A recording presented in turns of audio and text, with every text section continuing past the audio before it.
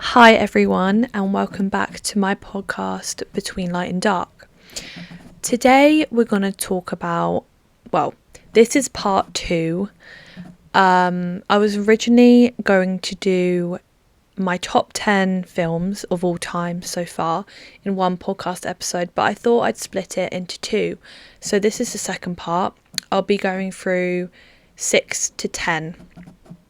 And just talking a little bit about each of them, why they're in my top 10, and my personal sort of feelings towards them. A lot of these films are like kind of nostalgic for me as I watched them when I was younger, and since I just like really love them. And I kind of determine like whether a film will be in my top 10 by like the time I've loved it in a way. It's also, I think I said in the first episode, to do with like how much I quote it.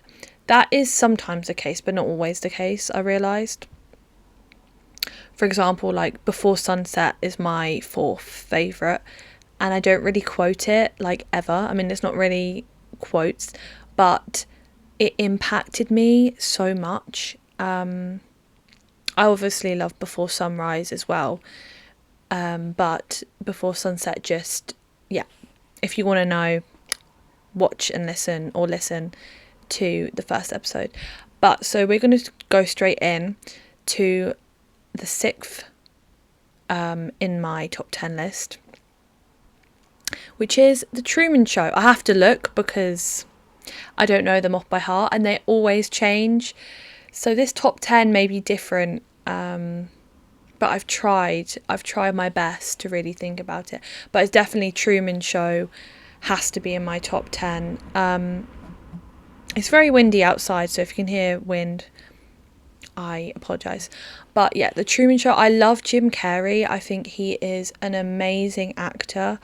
I love him a lot. Like Robin Williams and Jim Carrey are just two of my favourite actors, especially within the comedy realm, but they also can play really, really emotional characters, and ones with a lot of depth, not just comedic. But I feel like in The Truman Show, Jim Carrey really balances well the comedy with that element of seriousness. And I really love the premise of The Truman Show about, it has a lot of references to reality TV, but beyond that, it's like, Big Brother and the political sphere, about big data, everything in our lives is being documented or viewed or used in some way, our data. And I love how The Truman Show is explored through, well, first it's sort of a meta commentary, because we're watching this entertaining film about this guy, about people watching this guy, so it's like layers, you know what I mean? And some people think it's like simulation theory, like stuff like that, but I love it. I think it's really, really great, and it has just a beautiful ending, and it also shows how we can create like the most utopian kind of perfect society, but if it's not real, there's no point. And that's kind of the main message I took away, is like life, even in its hard times and challenge, it's real and it's authentic, because it's your experience, it's your life, and sometimes I think about if everything was perfect, but life would just be so very different and not worth it if it's not real, because it's all sort of a facade, it's all sort of meaningless. So yeah, that's The Truman Show. Really recommend it. Really recommend it if you haven't watched it already. So, okay, the 7th one. This has been a wild sort of ride with this film. American Beauty. Now, American Beauty was my top film for a very, very long time. I'd probably say, 4 years maybe. until very recently, actually, like a few months ago, I started to think about it and I was like, it's still a great film and I have to have it in my top 10. I do, because of the impact that it's had on me. But the actual film itself, I've probably seen about 10 times. I don't know if that's a lot, but to me, that is probably my most watched film, apart from Shaun of the Dead. I feel like the lighting...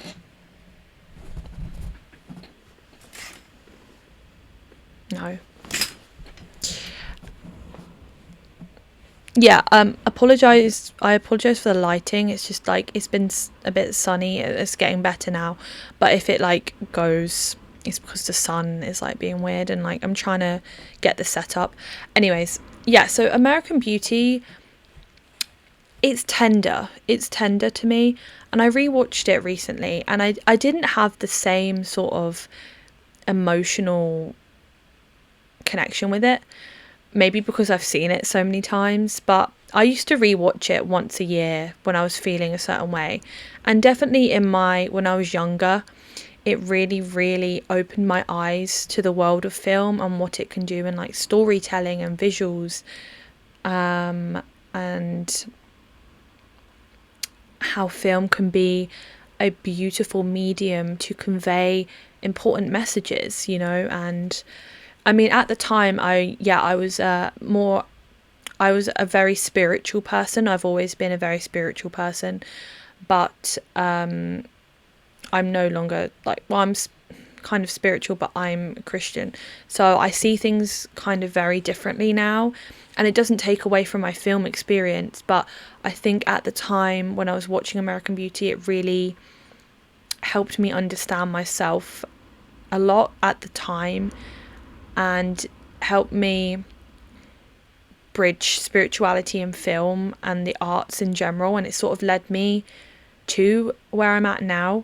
But it was that first kind of moment, of like, wow, this is cinema, like this is incredible. And the music score definitely aids that, and it also opened my ears to the possibility of music in film, music composition, and the evoking emotions because of the music. And yeah, I've tried to like bridging those now, through like my creative endeavors and stuff. So yeah, American Beauty is one of those that's like very near and dear to my heart, but it's not in my top 5 anymore. I feel like I've sort of moved on from it. It's like my baby has grown up and is like leaving the nest, but maybe I'm the baby in that instance. But I feel ready to kind of move on, and explore, because for a long time I was like, nothing's as good as American Beauty, and then maybe a year later, I think I found the Before trilogy, and I was like, wow, another really great like set of movies, and I just kept watching more things, and so yeah, it might make its way down to my top 20 at some point, but for now, I don't know actually if it's 7, but I'll leave it at 7 for now. Okay, so number 8 I've chosen Before Sunrise. So this is the first part of the trilogy that I was just talking about, but I definitely really, really love this film. I mean, obviously it's in my top 10, and again, this opened my eyes to the medium of dialogue and really, really good writing, and how a story can be within just 2 people, and just this sort of dance almost. It's like just exploring that connection between 2 people can be so captivating. And I always thought this, but I never really saw it. And this was the first moment where I saw it and I really understood it, and I really wanted this experience, but I loved experiencing it through Jessie and Celine. But yeah, for other reasons, I really like the second one, and just that bit more. It has layers of it, whereas the Before Sunrise is very much the romantic sort of yearning, you know. It's very beautiful. Obviously the cinematography, or like the setting, is amazing. They're in Vienna, they're walking around, they're just talking and connecting, and they're very youthful, and I see a lot of myself in Celine and Jesse, and that's, I think, why a couple years ago I really, really connected with it.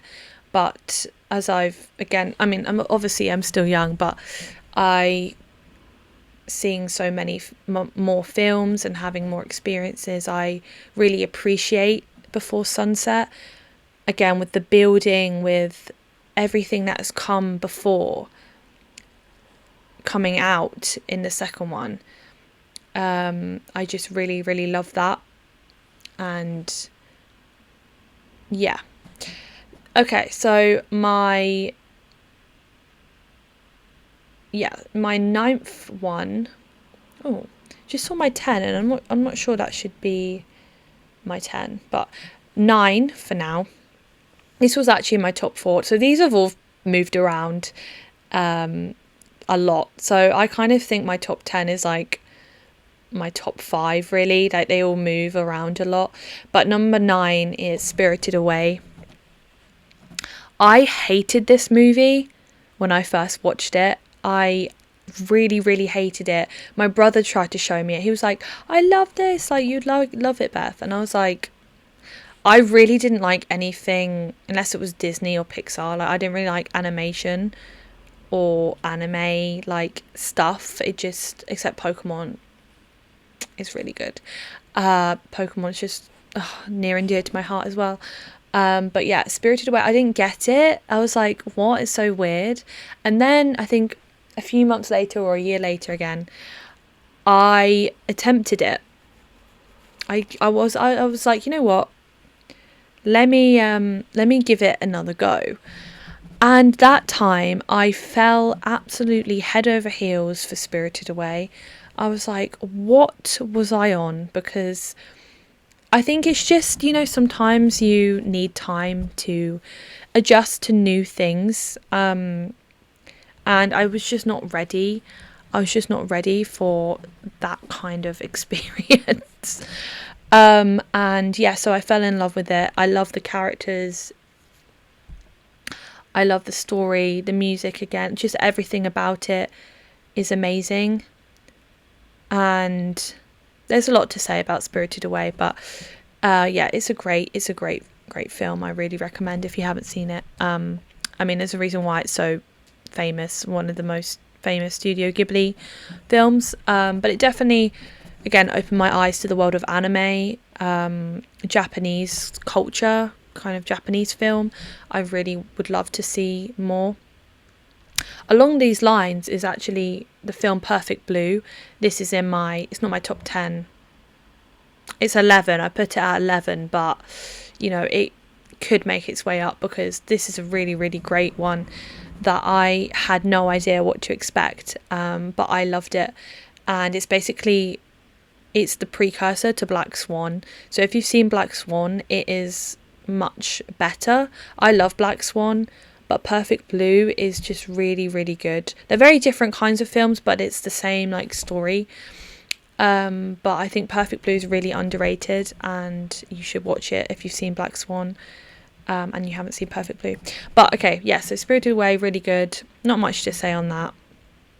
It's just a great film, and I loved it when I first watched it. Very personal, like connection, very innocent and like youth. But you know, it's the transformation again from like sort of naive youth to going on a journey and discovering things, going out into the world and learning more about yourself and about the world.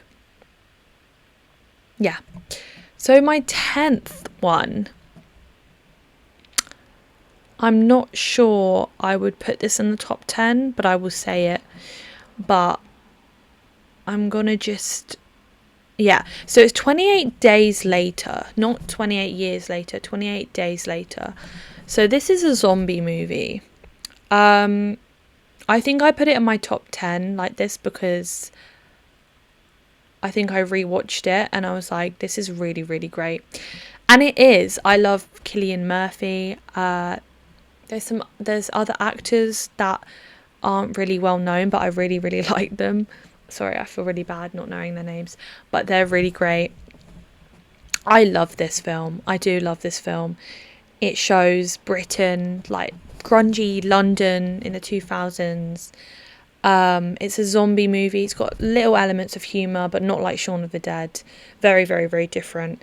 It's shot on these little digital cameras, I think. I watched like this video about it. And because they had to shoot, so they were shooting in London and they had to show like nobody was there because it's like an apocalypse. And like everyone's dying and stuff.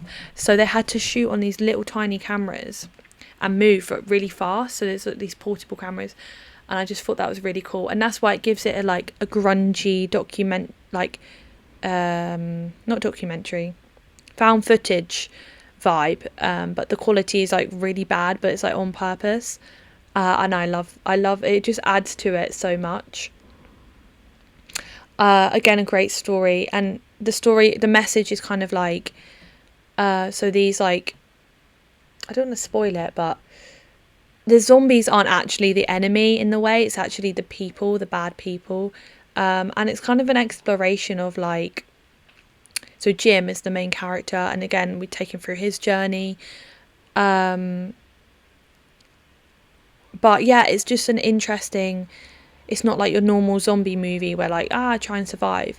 Because like the second half is like that, but you know, it's the people along the way that you meet. It's showing kindness and warmth and creating new bonds and a new family. And then the soldiers, the bad evil sort of soldiers. Well, they're not evil, but they're very horrible. And actually they are the real enemy in the film, not the zombies, because of things that happen. They sort of capture them in a way, capture the main people, and want to do things, and create their own sort of civilization again, whether they wanted to have that or not. But it's kind of like a comment on like totalitarianism and what happens when there's an apocalypse. Like, how do you handle that, and how can you stay sort of positive and stay like optimistic about the world even through all of that. So yeah, I do really like it. I think I would put it as my number 10. I'm just looking at my other ones, either that or Perfect Blue. I also think Her, I'll do some honourable mentions. Her is an amazing film that has really touched me in a lot of different ways. It's a great movie. Nightcrawler, really, really underrated in my opinion. I don't often hear it spoken about or mentioned by people. I don't know, I could be wrong, but that is an amazing commentary on the media, on news, on making your way to the top at whatever cost, even if you're hurting people. Comment on like confidence in a way, like you could be the most confident guy and you could make it, but you might be just an awful, terrible person.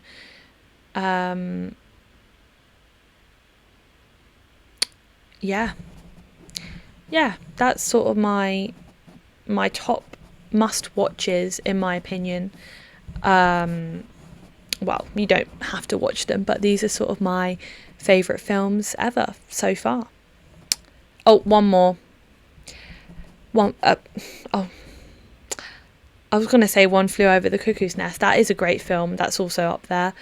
But Dead Poets Society, I'll just go through, Dead Poets Society, Mrs. Doubtfire, Memento, Arrival, Django Unchained, 12 Angry Men, Frances Ha, The Outrun, Elephant Man. They are like my top, I don't know how many that was, top 20 maybe? 5, 10, 15. yeah, about 20. Woo. Excuse me. Yeah, so I hope you enjoyed this part 2. If you haven't seen part 1, I recommend you watch it. Just find it on my page. But yeah, I hope you enjoyed this, and I'll see you in the next podcast episode. Mwah.